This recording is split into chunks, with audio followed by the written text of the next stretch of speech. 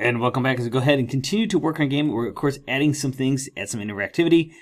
Previously, we had, of course, added a particle effect system to add a couple cool explosions. But now let's go ahead and add, for example, a little bit of camera shake for when our player gets hit. So to get started, let's go ahead and start by creating a new C# script. And let's go ahead and name this one Camera Shake.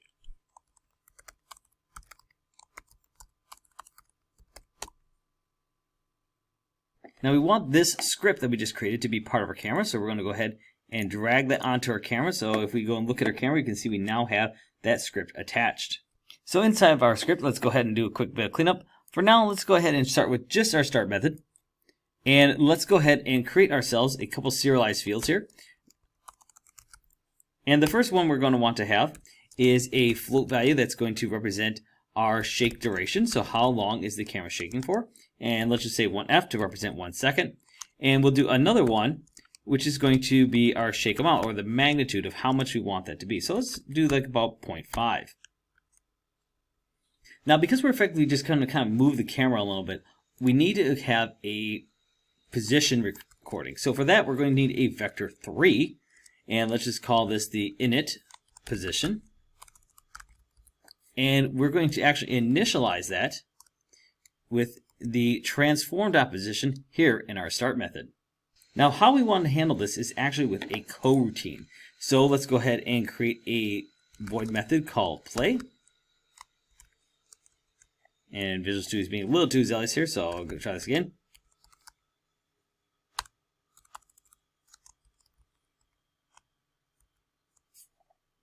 Sometimes it happens like this, so I'm just going to go ahead and take this out and say, sorry Visual Studio, this is not what I want.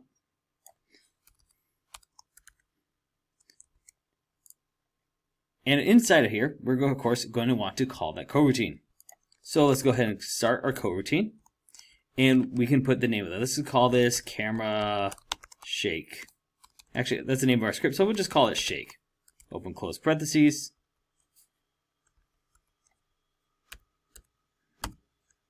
And now, of course, we need to define what is shake, because it doesn't know what that is. So we go ahead and generate that as a method here. But we don't actually want a method called shake. We actually want a coroutine, so we're going to use our enumerator. And let's call it shake. And now we can go ahead and set up what we want it to be. So I'm just going to go ahead and let this acceptance be in here for a second. But I want you to go ahead and challenge yourself. Give a quick think about how we might want to set this up with this shake call for this coroutine. So let's go ahead and remove this line of code for now. And let's actually dive right in. So we want to, of course, look at our transform position.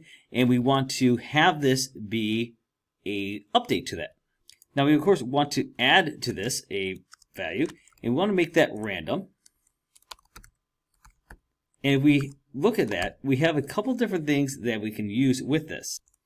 And so we're going to actually use something called inside unit circle. So random.inside unit circle. Unit circle, of course, is just a representation of a circle with one unit in its size. And we want to multiply that by our shake amount. Now we, of course, do have a little bit of issue here with random because it's confused between the unity and the system. So I'm just going to go ahead and remove the using system. And of course, right now we have this error because it doesn't like the conflict between vector 2 and a vector 3.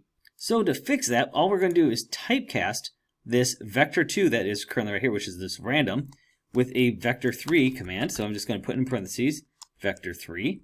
And that should, of course, resolve this so that way it's now going to look at this and say, oh, this is a vector 3. So now let's go ahead and keep working on setting this up. So let's go ahead and set up a float. Then we'll just call this our elapsed time, and we'll set that equal to 0. And so that will help us keep track of that.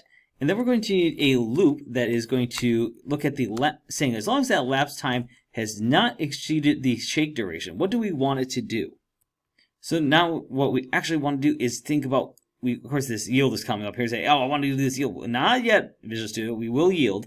But first we actually want to take this line of code that we just wrote, we're going to actually move the inside loop, so it's continuously updating that. And then we, of course, are going to want to update our elapsed time. So we want to say elapsed time, and we want to do plus equals delta time. And now we want to yield, but not return. We want to, of course, use that wait for command. So let's do return new, And we're not going to wait for seconds this time. Instead, we're going to wait for the end of frame.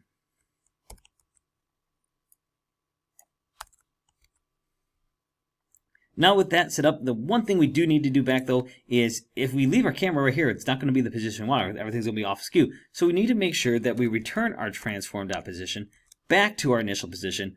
Otherwise, again, our camera's not going to be where we want it to be. And then, when we call this coroutine again, it's going to keep moving back from where it should be. Now I think this script is pretty well off. Let's go over to our health script here and get ready to think about where we want to apply this. Well, we need to set up a couple things in here. So first thing we're going to want to set in here is a serialized field that is going to, of course, handle the ability for us to know whether or not we want a bool. That bool, of course, handling whether or not we need to apply our camera shake. So we're going to make it a bool. We're going to apply this as, how about apply camera shake? And we want to, of course, create a camera. And let's just call this our shake cam. Now, of course, we want to make sure that this is properly pulled into our game. And the best way to do that is we can do our on awake.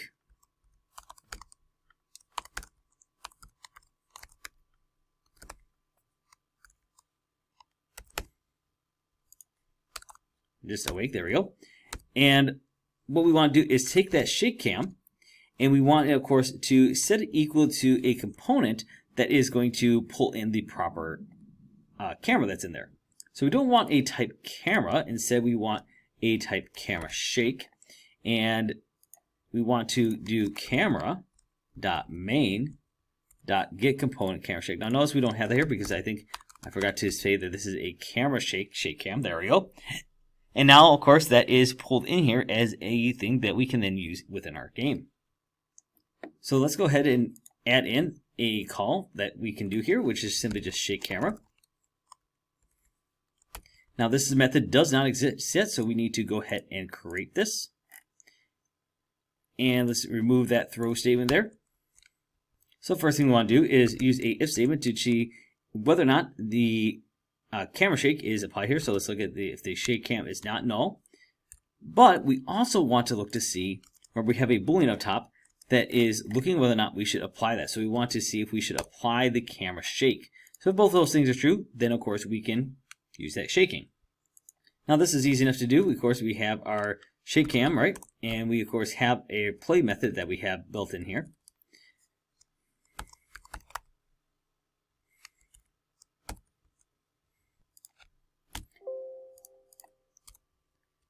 Now, if we are getting this red squiggle here, it's because it says it's inaccessible. Oh, I forgot to add in front of this a public declaration, which now makes that method accessible here to the health class.